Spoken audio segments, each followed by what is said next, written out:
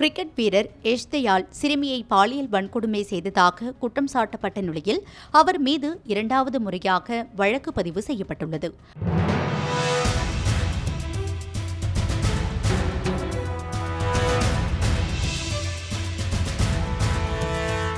Royal Challengers Bengaluru அணியின் வேகப்பந்து வீச்சாளர் யஷ் தயாள் ராஜஸ்தானை சேர்ந்த 17 வயது சிறுமிக்கு கிரிக்கெட் தொடர்பாக உதவுவதாக கூறி பாலியல் வன்கொடுமை செய்ததாக ஜெய்ப்பூரில் போக்சோ சட்டத்தின் கீழ் வழக்கு பதிவு செய்யப்பட்டுள்ளது.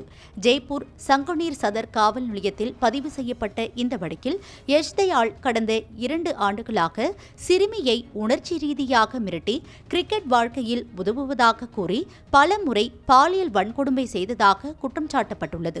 2025 ஐபிஎல் தொடரின் போது ராஜஸ்தான் ராயல்ஸ் மற்றும் ஆர்சிபி இடையேயான போட்டிக்காக யஷ் ஜெய்ப்பூர் வந்தபோது சிறுமியை ஹோட்டலுக்கு அழைத்து பாலியல் வன்கொடுமை செய்ததாக கூறப்படுகிறது. சிறுமியின் வயதை கருத்தில் கொண்டு காவல்துறை போக்சோ சட்டத்தின் கீழ் வழக்கு பதிவு செய்துள்ளது.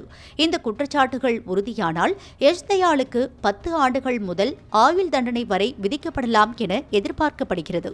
இதற்கு முன்னர் உத்தரப்பிரதேசத்தின் காசியாபாத்தை சேர்ந்த பெண் ஒருவர் யஷ் தயாள் தன்னை திருமணம் செய்வதாக கூறி 5 ஆண்டுகளாக பாலியல் ரீதியாக தன்னை துன்புறுத்தியதாக ஜூலை 6ஆம் தேதி அன்று புகார் அளித்திருந்தார். இந்த வழக்கு பாரதிய நியாய சன்ஹிதா பிரிவு 69 கீழ் பதிவு செய்யப்பட்டு மோசடியான வாக்குறுதிகள் மூலம் பாலியல் உறவு கொண்டதாக குற்றம் சாட்டப்பட்டது. இந்த வழக்கில் அலகாபாத் உயர்நீதிமன்றம் யஷ் தயாளின் கைதுக்கு இடைக்கால தடை விதித்திருந்தது. இந்த 2 வழக்குகளும் தற்போது விசாரணையில் உள்ள நிலையில் யஷ் தயாள் மற்றும் அவரது குடும்பத்தினர் இந்த புகார்கள் குறித்து இதுவரை எந்த பதிலும் அளிக்கவில்லை. இந்த வழக்குகள் ஆர்சிபி அணியின் ரசிகர்கள் இடையே அதிர்ச்சியையும் கிரிக்கெட் உலகில் பரபரப்பையும் ஏற்படுத்தியுள்ளது.